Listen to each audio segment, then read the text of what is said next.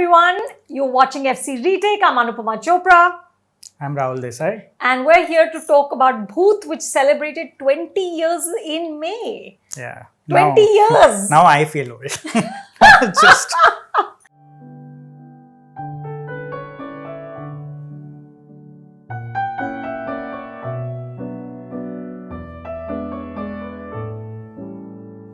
How old were you when you saw it?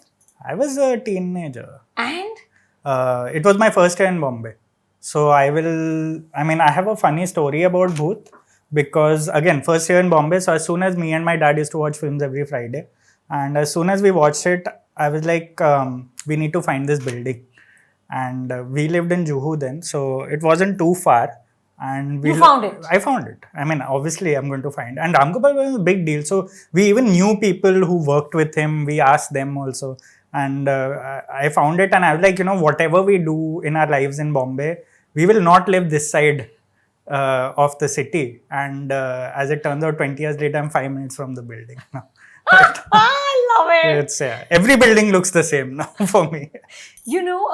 Gail did this terrific oral history of Bhoot for Film Companion, and apparently that flat has never sold. I was wondering, because when I was watching the film again, I'm like, this is destructive for the society, for the flat, and another small little anecdote is where I live right now. So in the beginning of the film, when you hear Ajay Devgan's character like, हर एक घर में कोई ना कोई तो मरता ही है, इसमें क्या problem है? This was the exact same thing I said 7 years ago before I moved into my apartment right now in Lokhandwala. Because the broker hadn't told me there was a double suicide in the apartment and it was empty for 1 year. And I was like, in such a nice building, why is the rent, first of all, a knockoff rate? Yeah. And secondly, it's too good to be true. So the watchman later told me that ये हुआ था, police case हुआ था, it had gotten really ugly. It had made headlines all over Bombay in 2015 or 16. There was a double suicide. And you're still there. And as soon as I heard that, my mother was like, I don't want to stay here. We need to get out of here. I was like, I'm not moving from here. We are going to stay here. And I had heard a lot of filmmakers, a lot of artists had said no to that place before that, which is an irony, because they were very superstitious. And I was like, no, maximum will be a little colder at night. And so I was making jokes. Anyways, but... so was Vishal. Yeah, he was, right? He was. He took the it Ajay easy in the Devgan end. character was making jokes just like you, friend. And now I'm watching it, I'm like, this is exactly what I was doing. And I'm 7 years into that apartment, so now abhi tak koi bhoot nahi normalized it. First month I got locked in the bathroom for a couple of hours, so my mother had other ideas about why it happened, but I'm still there. But now when I watch this film, it seems very familiar. Oh my God. And very eerie, because exactly 20 years later, I'm in an apartment like that. Oh my God. So, yeah. Okay, your Bhoot story is way better than my Bhoot story. My Bhoot story is that I had gone to meet Ram Gopal Varma, I think to interview him. I don't remember why, but I was in his edit room. And this was a time when directors were not so precious about what they're making. And, they were like, come, see what I'm doing. And he especially, I don't know what he's like now. I haven't met him in a couple of years. But at that time, he was like, chal main tere ko ek scene dikhata hu. Okay. So he sits me down in front of his edit machine and he shows me the scene when you first see the ghost. Oh God. So Urmila comes out of the bedroom. Urmila goes into the kitchen. Yeah. And I'm just watching. I'm like, kya hone wala? And you have this, as it is, you have such disdain for Indian horror. I know. Right? Because then certainly we did. Absolutely. Because it was so cheesy. Yeah. And then, Urmila's going back up the steps and then you see Manjeet. And I have screamed loudly in Ramu's editing room. And I was so embarrassed. I was like, Ramu, what the hell, man? And it still makes you jump. It does. After all these Even years, though when I watched it again. Yeah. Right. I watched it again. So I didn't jump at the first sight of her. But the two scenes that just went in again was, one is where Ajay Devgan is having that nightmare about Urmila's character, Swati, killing him. Right? And then he opens his eyes and she's just sitting there like this and looking at him. I was like, oh my God. He must have been very pleased to see your reaction. I'm guessing. He was very happy. Yeah, that was exactly the button he was looking to press. And 20 years later, he's still doing it. It is a film that the third act hasn't aged well. It's even cheesier now than it was back in the day with Fardeen on that ceiling. I know.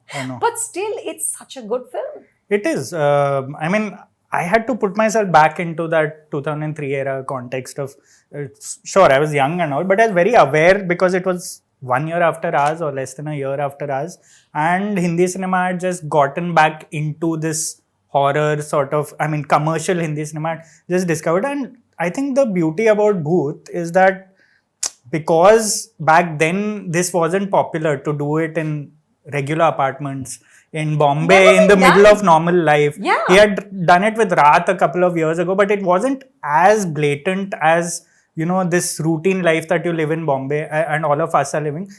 And to sort of situate a horror film then, as absurd as it sounds now, because almost every second horror film is in the city, it was very new then, because Raj was in Ooty. There were a bunch of films being shot in hill stations, and it still is. Like a lot of Vikram Bhatt's entire horror career after that was entirely that setting. And there was mist and there was jungles. Correct. Ramu did it in where we are right now. And he that made was the lift alarming. creepy. It was very alarming. I mean, that high floor that they lived in, even now when I see movies and shows that are situated on a slightly higher, that's the first thing that comes to my mind. Like when I was watching Andhadhun, and when Tabu throws the old woman off, and I'm like, this reminds me of another apartment. Also. Correct. But you know, Rahul, what struck me on this screening was just of course, the level of artistry and the level of his sort of sheer courage as a filmmaker, that what the hell, I've just made Company, which is this massive gangster saga, but now I'm going to make this under 2-hour songless movie about a ghost in a building, and then cast this big superstar who's actually not the main act. You know, he's just the side act to Urmila's sort of, you know, all that's happening to her. And then pad it up with Rekha and Seema Biswas and Victor Banerjee and Nana Patekar. I mean, and then Fardeen Khan right at the end. Like, what the hell? Who imagined this? Yeah, it's pure confidence. You know, you can see how confident he was as a filmmaker, because he had already broken the mold so many times in so many genres by then, and he was associated with Bombay by then. So to make a horror film like that after gangster films in Bombay for so long, I thought, and as you mentioned, the craft is spot on. Like what stood out for me even after 20 years, a lot of things have aged properly, like have aged well, maybe not the writing so much, but the sound design is incredible because it sort of merges your everyday ambient sounds of her cooking, the doorbell, the ceiling fan, him arriving in the car park, getting down the car, taking the elevator again. All those sounds are merged into this very horrific thing that happens later where you're hearing the wailing of the girl who died and stuff like that. So that sound design is not easy to do. This was on just before he became gimmicky. You know, when he started making the gangster films with those funny camera angles and all, the camera angles here worked because it was the ghost's perspective. That's right. There's a reason. Yeah. It's not just because Ramu was gimmicky, cheerful about like, let's stick this GoPro here. It was just... There's that one shot on the beach, if you remember, in this film, when they're sitting on the beach after she's started to see things, and the camera starts from somewhere like way beyond. I'm wondering what is happening. Bhelpuri wala and then it's going like this, and then it's stopping on them. I was like, in any other film that might have looked like really trying too hard, but it works here. Yeah. No, it works here. And I'll tell you the other scene, Rahul, that really creeped me out was when Victor Banerjee, the psychiatrist, is attempting to speak to Urmila, who is now in full taken over by the ghost mode, tied to the bed. And she turns to him and speaks in the voice of his daughter who's dying of cancer. Oh my God. I was like, holy That's a great touch though. I had forgotten about it. Me too. And I didn't remember that at all. I remember jumping when Manjeet was on the steps. I didn't remember this scene, and it's just brilliant. And even the actress, I think P.R.I. Chaudhary plays the daughter for that one shot, because she came in Vastu Shastra, I think a year or two later. That is another film that terrified me, mainly because I watched it in a hall with like very 5-6 people. I don't think it was a great film, but I remember that film very well. So to see her in this one shot was, I think it was a good touch, because that psychiatrist's sort of mental state merging with what he's going through and trying to find some kind of closure there was was a good thing. But that entire science versus occult thing didn't age very well. And they did it a lot. Like he did it in Raat also. Yeah. And he did it here. It was almost identical. Vikram Bhatt did it for the longest time in all his films. It was always the doctors were talking rubbish most of the time, and the cops were also the villains most of the time, because how dare you not believe in something bigger than life. But I can also get it, because Bollywood's always been sort of larger than life. A lot of the action films we made that Ajay Devgan used to star in the 90s and all, nobody really followed science anyway. So I mean, there's no reason horror films should. We still don't look at the action films. Yeah. And even Tom Cruise does. Like, there's no. So let's. It's fine. It's fine. If you're using a real setting, you're using exorcism, you're using like a supernatural sort of template in it. But so I can totally get why doctors and cops are not the good guys most of the time. But he says right up front that, of course, this is not his belief in the supernatural, but then he says pregnant women and people with weak hearts watch at your own risk or something like that. That was very Ramu. I mean, how cocky is that? That is, that's quintessential Ramu. And it's something that I think the Hollywood filmmakers in 70s and 80s used to do. I think they did it with the marketing thing they used to do with films like Jaws and films like Halloween and all that. These people shouldn't, with weak hearts and all, and it used to work. Right. So I think him and his exposure to world cinema sort of came into the way he not only crafted this film, but even the way he was marketing it, I feel. But now this time around, which obviously back in the day I didn't even think about, was also how he used all of this to sort of comment on the alienation and the isolation of the big city. The opening credits, where there's no Bhoot. Bhoot is in the title, but there's nothing that's happened yet. I know. And still you feel, you do. How cold this city is, how lonely it is to be here. Absolutely.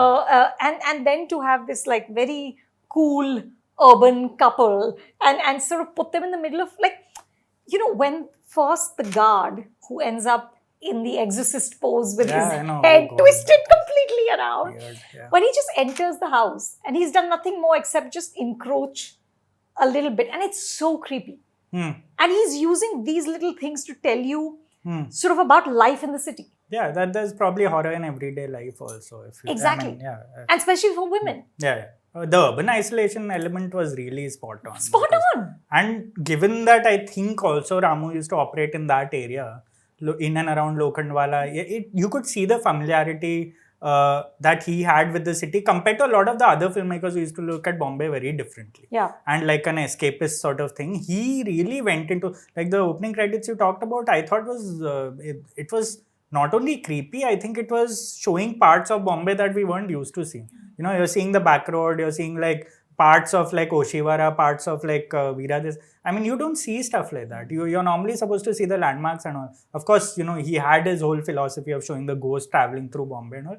But the urban isolation, and especially showing a homemaker like, like her, which we aren't usually again used to seeing, because we were used to seeing Urmila do something in every film till then. And I think that entire trendy couple template, we were only used to seeing in romantic films. And I when I saw the lovemaking on the steps, I was all those years before Bridgerton.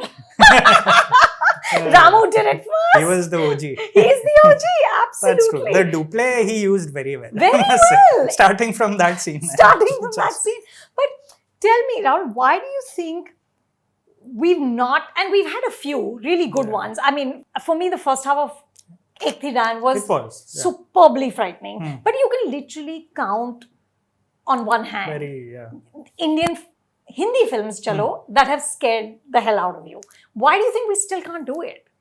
I don't know, because I feel like there's always this confusion between sort of how horror should we be. Like, because we are such a pronounced template in general as a filmmaking language, I feel like most filmmakers think, should we go like all supernatural, or should we find the horror in real life elements, or should we go into mythology, or should we, so there's so many. I feel like the diversity in general that is available sometimes works against our language. And I also think it's a risky commercial sort of thing to do. I mean, I don't think a lot of people want to go in to get scared as much as say like 20 or 30 years ago. when Ramu was changing the template slowly. Like he did it. I remember Raat very well also. I was a child was when really I watched scary. it. Yeah, it was very, like Yeah. Revati, till now I cannot watch her without getting scared. And my favorite, personal favorite was Con, again by Ram Gopal Varma, but it wasn't a supernatural horror. Correct, correct. It was psychological horror, and I'm a fan of that. I'm not a big fan of of ghosts, of spirits, of occult. I'm not a big fan, but I think Bhoot did it as well as it could have been done back then. And after that, it's always been a rehash of that. Yeah. It's been more or less a rehash of what he did. And what he did also wasn't exactly path breaking, because we had seen it in the West also. So I think over the years, people, especially here, Hindi filmmakers, I think now are starting to understand that there has to be more than just the horror element. There has to be like a social, a political, a cultural element to it. There has to be some commentary in it, Which right? is what Dibakar did in Ghost Stories. With Dibakar did so well in that shot, which I feel like the Pari did also pretty well. And it over the years, I have a feeling people will watch that film a little more. And that's the kind of horror that I feel like now it's basically layered. It can't just be horror. Yeah. It has to be part of, like, I'm not a fan of the horror comedy of the in between there was the Horrocks film, the sex. Love the idea. Horror and sex. Yeah, absolutely.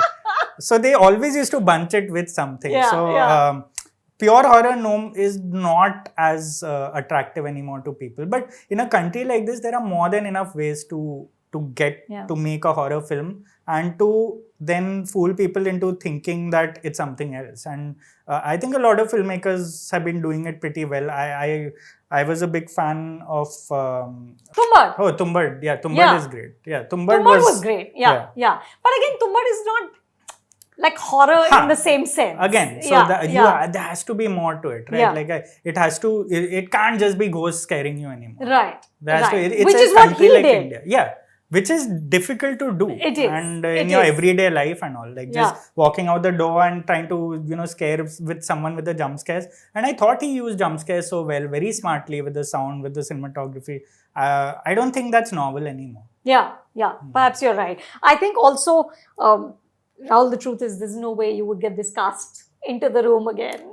Oh yeah, no. I mean, now I think of these things, it's not possible. You won't get like it's just people doing small roles. Tanuja comes in there towards but how effective is she? Yeah, and her face itself is so effective. Superb. And that's a face that stuck with me for the longest time, Yeah, her tragedy. Haunted face. Her tragedy. You didn't need a backstory. Correct. Because of that. Like the mother, you didn't need mother-daughter scenes. Yeah. Even the ghost herself, Barka Madan, who's the actress, I remember reviewing a film of hers like a decade ago, which she did, and I think now she's a monk. She's gone into that. But I think her last film as an actress, I remember she did a small Punjabi film, which I was like, I've seen her before, and then I remembered that shot of her appearing as that famous on the steps, Manjeet on the steps. But that cast you're not going to get. It was so nice to see even Ajay Devgan, sort of take a backseat, play the sort of non-believer, and then slowly get sort of sucked into this whole he was thing. good. He was us basically. He was us. He was absolutely us, and hats off to Ramu for creating something that scares you 20 years later. Yeah, absolutely. I was pretty scared this time. Me too. Guys, what's your memory of Bhoot? Were you also as scared? Please tell us in the comments below, and also tell us which film you want Rahul and I to revisit next.